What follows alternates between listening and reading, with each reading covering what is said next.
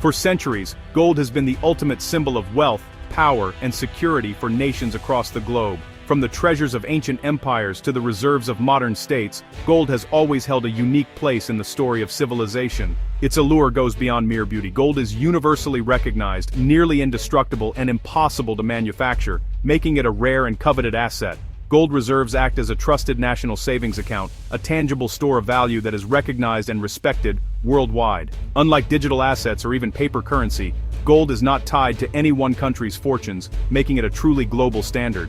Unlike paper money, which can lose value through inflation or government mismanagement, gold's value endures through economic crises, wars, and political upheaval. When markets tumble and currencies falter, gold often becomes even more desirable, acting as a safe haven for both individuals and entire nations. Central banks hold gold to back their currency and provide a safety net in times of turmoil. This precious metal can help stabilize a nation's finances, reassure investors, and maintain public confidence when uncertainty strikes. In a crisis, gold can be used to pay for vital imports, settle international debts, or restore confidence in a nation's financial system.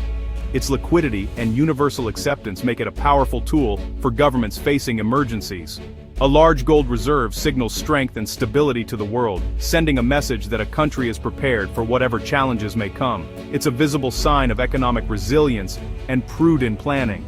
Gold also grants independence. Countries with their own gold reserves aren't at the mercy of foreign lenders or international markets.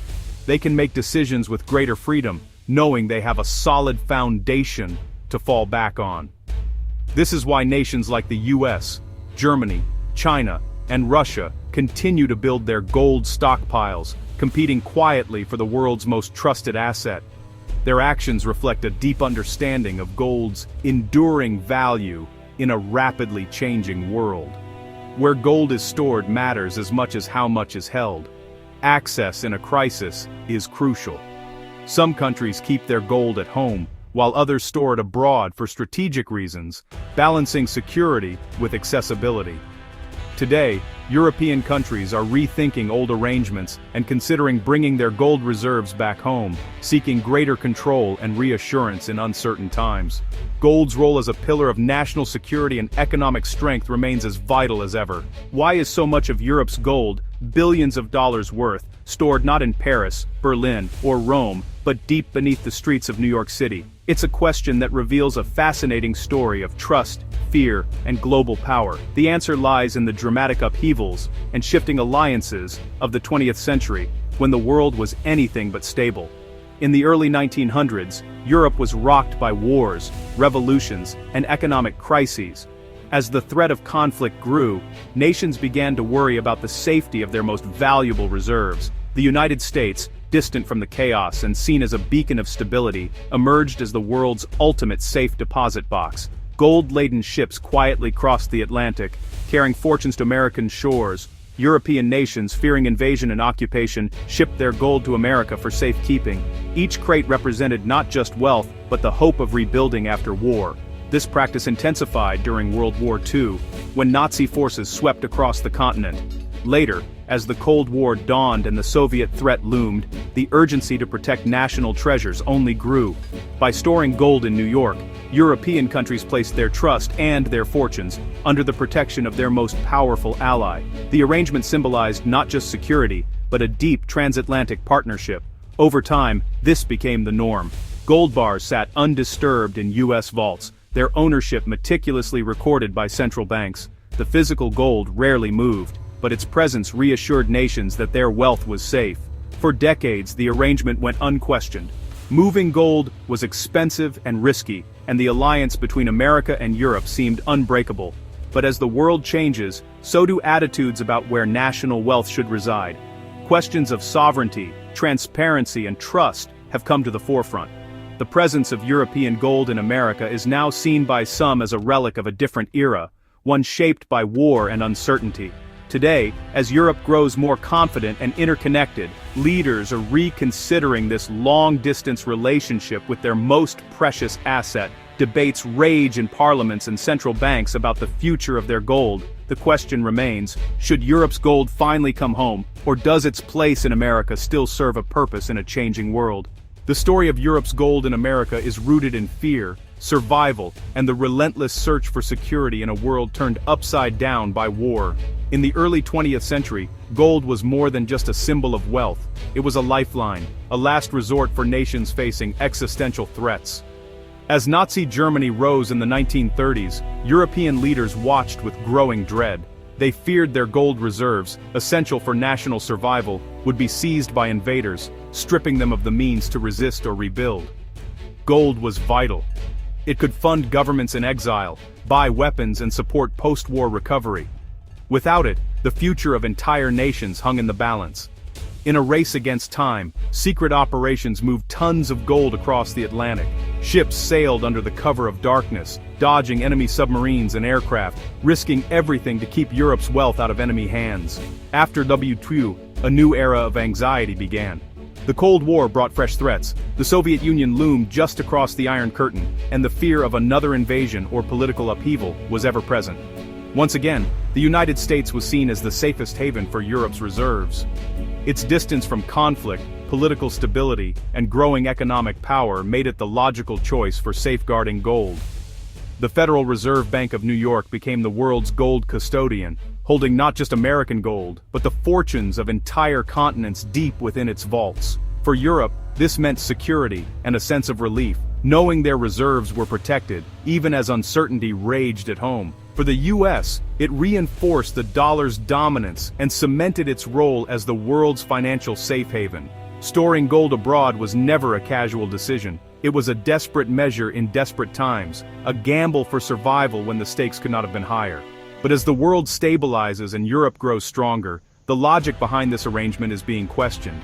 Is it still necessary to keep so much wealth so far from home? The decision to store gold overseas was born of necessity, not preference, a response to the darkest chapters of European history. Now, as Europe reevaluates its place in the world, it must decide whether that old necessity still exists, or if it's time to bring its gold and its future back home. Today's world is very different from the one that sent Europe's gold to America. The Cold War is over, and Europe is a powerful bloc with its own currency and market. Relying on a foreign country to safeguard national wealth now seems outdated. Repatriating gold is about sovereignty. Europe wants control over its own assets. Recent crises, from the 2008 financial crash to the pandemic, have highlighted the need for direct access to reserves. In an emergency, having gold at home eliminates uncertainty and logistical hurdles. Political shifts and strains in transatlantic relations have also fueled the push for independence. Europe is preparing for a future where it may need to act alone. Bringing gold home is a powerful symbol of that readiness. At the heart of gold repatriation is trust, or the lack of it. For decades, Europe trusted the US completely with its gold, but today's world is more complex, with shifting alliances and competing interests. Recent trade disputes have shown that even close allies can clash. Some in Europe now wonder, could access to gold be used as leverage in a crisis? Public scrutiny has also increased, with citizens demanding transparency about national assets. Governments find it easier to prove the gold exists if it's in their own vaults. Storing gold abroad creates suspicion and fuels conspiracy theories. Repatriation is about risk management, removing uncertainty and potential foreign leverage. Central bankers are cautious by nature. They want direct control over their nation's wealth. While a major rift with the US is unlikely, it's no longer unthinkable. Bringing gold home is the prudent move in an unpredictable world. There are practical economic reasons for Europe to reclaim its gold. Gold reserves aren't just for show. They're used in financial operations like lending and swaps. Having gold in Europe makes these transactions easier and more efficient. It also strengthens the euro's credibility as a global reserve currency. In a digital age, gold remains the ultimate physical anchor for trust and stability. Repatriation is about reclaiming full economic sovereignty and control. It's a statement. A nation's wealth belongs within its own borders. In an era of economic nationalism, bringing gold home is a declaration of independence. Europe's move to repatriate gold follows a growing global trend. Germany led the way, moving hundreds of tons from New York and Paris back to Frankfurt. The Netherlands, Austria, Poland, and Hungary have all brought gold home, citing public trust and sovereignty. These operations prove that moving gold is complex but entirely feasible. Each successful transfer has made it easier for others to follow. The idea of physical control over national assets is now normalized. Repatriation is no longer seen as hostile. but as prudent central banking. Brussels can point to these precedents as it seeks to bring Europe's gold back. Europe's request to repatriate its gold marks a turning point in its relationship with the US. The process will be gradual and carefully managed to avoid market panic. For America, cooperation is key to maintaining its reputation as a trusted financial hub. For Europe, bring gold home is a step towards strategic autonomy and a stronger euro. This isn't about breaking ties, but about standing as equal partners. The move reflects a world where power is more balanced and alliances are based on mutual respect. Europe's gold journey mirrors its evolution, from dependence to maturity. How this unfolds will shape the future of the West and the global order.